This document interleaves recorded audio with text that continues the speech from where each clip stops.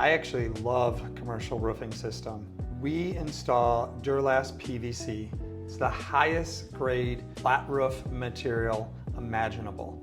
So why this is different is because in the 60s and 70s, it was developed as a pool liner. It's still made as a pool liner. Obviously, it's got some different ingredients to a pool liner versus a roof. The product's extremely durable. It's one of the only products that can handle ponding water, and it is absolutely the only product that can have warranty a residential home.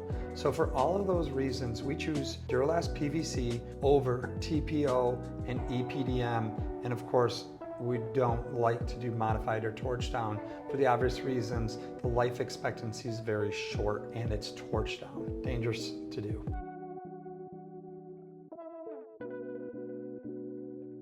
There's a coating system that just buys you some time.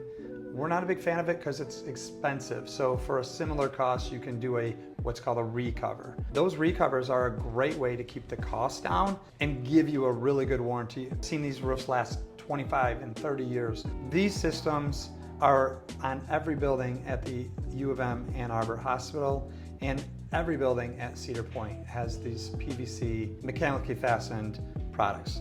The other systems, the other way we can do it is a full tear off. The only way we would do a full tear off is if after a core sample we find that your insulation on that roof is soaking wet and it cannot be used again. But most of the time we can do a phenomenal roof with a 15 or 20 year warranty, recover, saving you a bunch of money.